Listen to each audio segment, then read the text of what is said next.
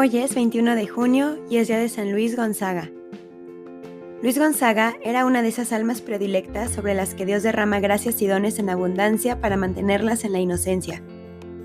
Altísimo fue el grado de santidad alcanzado por él en esta vida. No le atraía nada terrenal, vivía en contemplación y todas sus acciones eran plenamente conformes con los designios divinos. Nació el 9 de marzo de 1568 en el castillo de Castiglione, Italia. Fue el primer hijo de don Ferrante Gonzaga, marqués y príncipe del Sacro Imperio, y de doña Marta Tana de Santena, dama de la reina Isabel de Valois. Mucho agradaba a la marquesa ver cómo asimilaba bien desde pequeño sus maternales instrucciones de piedad. Sin embargo, a su padre esto le inquietaba, pues temía que tanta devoción lo desviara de la carrera de las armas a la que se destinaba a los primogénitos.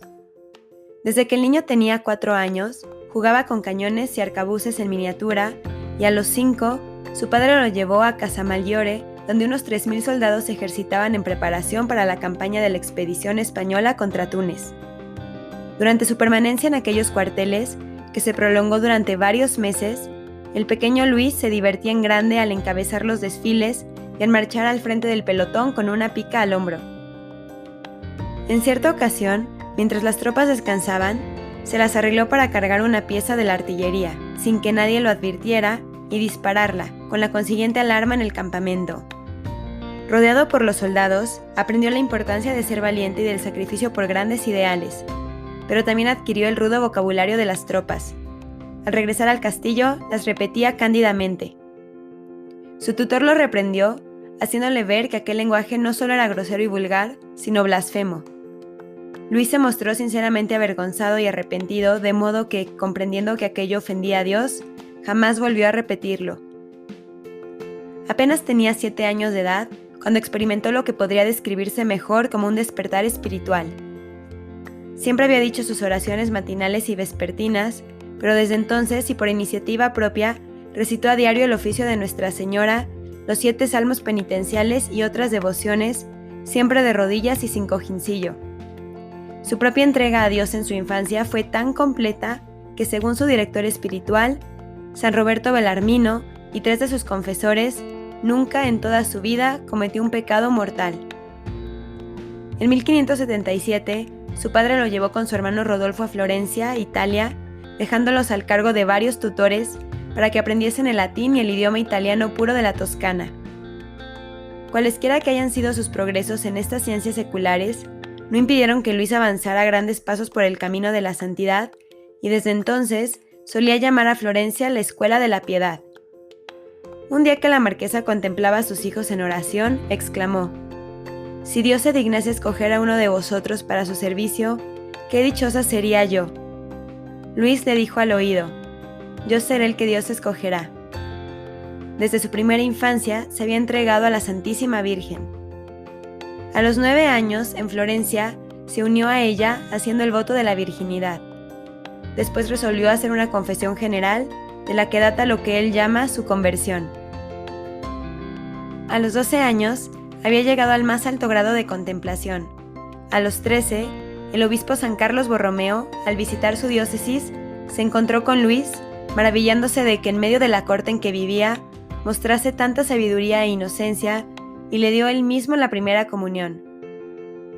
Hacía poco más de 2 años que los jóvenes Gonzaga vivían en Florencia, cuando su padre los trasladó con su madre a la corte del duque de Mantua, quien acababa de nombrar a Ferrante gobernador de Montserrat.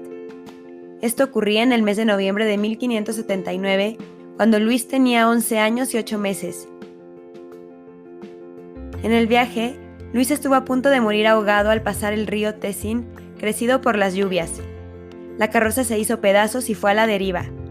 Providencialmente, un tronco detuvo a los náufragos. Un campesino que pasaba vio el peligro en que se hallaban y le salvó. Una dolorosa enfermedad renal que le atacó por aquel entonces le sirvió de pretexto para suspender sus apariciones en público y predicar todo su tiempo la plegaria y la lectura de la colección de vidas de los santos por Surius. Pasó la enfermedad, pero su salud quedó quebrantada por trastornos digestivos tan frecuentes que durante el resto de su vida tuvo dificultades en asimilar los alimentos diarios. Otros libros que leyó en aquel periodo de reclusión son las Cartas de Indias, sobre las experiencias de los misioneros jesuitas en aquel país, y eso le suscitó la idea de ingresar en la Compañía de Jesús a fin de trabajar por la conversión de los herejes, y otro libro que le ayudó fue el Compendio de la Doctrina Espiritual de Fray Luis de Granada. Como primer paso en su futuro camino de misionero, aprovechó las vacaciones veraniegas que pasaba en su casa de Castiglión para enseñar el catecismo a los niños pobres del lugar. En Casale Monferrato, donde pasaba el invierno, se refugiaba durante horas enteras en las iglesias de los capuchinos y los barnabitas. En privado, comenzó a practicar las mortificaciones de un monje. Ayunaba 3 días a la semana a pan y agua y se azotaba con el látigo de su perro. Se levantaba a mitad de la noche para rezar de rodillas sobre las losas desnudas de una habitación en la que no permitía que se encendiese fuego por riguroso que fuera el tiempo. Fue inútil que su padre le combatiese en estos deseos. En la misma corte, Luis vivía como un religioso, sometiéndose a grandes penitencias. A pesar de que ya había recibido sus investiduras de manos del emperador, mantenía la firme intención de renunciar a sus derechos de sucesión sobre el marquesado de Castiglión en favor de su hermano. En 1581, cedió a Ferrante la comisión de escoltar a la emperatriz María de Austria en su viaje de Bohemia a España. La familia acompañó a Ferrante y al llegar a España, Luis y su hermano Rodolfo fueron designados pajes de don Diego, príncipe de Asturias. A pesar de que Luis, obligado por sus deberes, atendía al joven infante y participaba en sus estudios, nunca omitió o disminuyó sus devociones. Cumplía estrictamente con la hora diaria de meditación que se había prescrito, no obstante que para llegar a concentrarse, necesitaba a veces varias horas de preparación. Su seriedad, espiritualidad y circunspección, extrañas en un adolescente de su edad, fueron motivo para que algunos de los cortesanos comentaran que el joven marqués de Castiglión no parecía estar hecho de carne y hueso como los demás. El día de la Asunción del año 1583, en el momento de recibir la Sagrada Comunión en la iglesia de los Padres Jesuitas de Madrid, oyó claramente una voz que le decía: «Luis, ingresa en la Compañía de Jesús». Primero, comunicó sus proyectos a su madre, quien los aprobó enseguida, pero en cuanto ésta los participó a su esposo, éste montó en cólera a tal extremo que amenazó con ordenar que azotaran a su hijo hasta que recuperase el sentido común. A la desilusión de haber frustrado sus sueños sobre la carrera militar de Luis, se agregaba en la mente de Ferrante la sospecha de que la decisión de su hijo era parte de un plan urdido por los cortesanos para obligarle a retirarse del juego en el que había perdido grandes cantidades de dinero. De todas maneras, Ferrante persistía en su negativa hasta que, por mediación de algunos de sus amigos, accedió de mala gana a dar consentimiento provisional. La temprana muerte del infante don Diego vino entonces a librar a los hermanos Gonzaga de sus obligaciones cortesanas y luego de una estancia de 2 años en España, regresaron a Italia en julio de 1584. Al llegar a Castiglión, se reanudaron las discusiones sobre el futuro de Luis y éste encontró obstáculos a su vocación, no solo en la tenaz negativa de su padre, sino en la oposición de la mayoría de sus parientes, incluso el duque de Mantua. Acudieron a parlamentar eminentes personajes eclesiásticos y laicos que recurrieron a las promesas y las amenazas a fin de disuadir al muchacho, pero no lo consiguieron. Ferrante hizo los preparativos para enviarle a visitar todas las cortes del norte de Italia y, terminada esta gira, encomendó a Luis una serie de tareas importantes con la esperanza de despertar en él nuevas ambiciones que le hicieran olvidar sus propósitos. Pero no hubo nada que pudiese doblegar la voluntad de Luis. Luego de haber dado y retirado su consentimiento muchas veces, Ferrante capituló por fin al recibir el consentimiento imperial para la transferencia de los derechos de sucesión a Rodolfo y escribió al padre Claudio Coaviva, general de los jesuitas, diciéndole: «Os envío lo que más amo en el mundo, un hijo en el cual toda la familia tenía puestas sus esperanzas». Inmediatamente después, Luis partió hacia Roma y el 25 de noviembre de 1585 ingresó al noviciado en la casa de la Compañía de Jesús en Sant'Andrea. Acababa de cumplir los 18 años.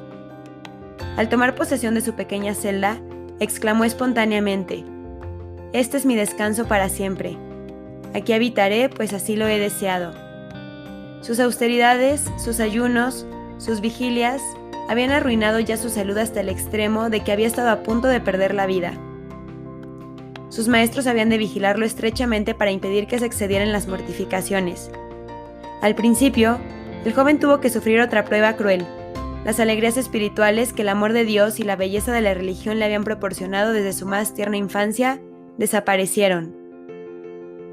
6 semanas después murió don Ferrante. Desde el momento en que su hijo Luis abandonó el hogar para ingresar en la compañía de Jesús, había transformado completamente su manera de vivir. El sacrificio de Luis había sido un rayo de luz para el anciano. No hay mucho más que decir sobre San Luis durante los 2 años siguientes, fuera de que, en todo momento, dio pruebas de ser un novicio modelo. Al quedar bajo las reglas de la disciplina, estaba obligado a participar en los recreos, a comer más y a distraer su mente. Además, por motivo de su salud delicada, se le prohibió orar o meditar fuera de las horas fijadas para ello.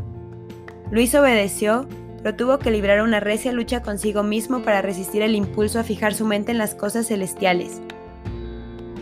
Por consideración a su precaria salud, fue trasladado a Milán para que completase en Roma sus estudios teológicos.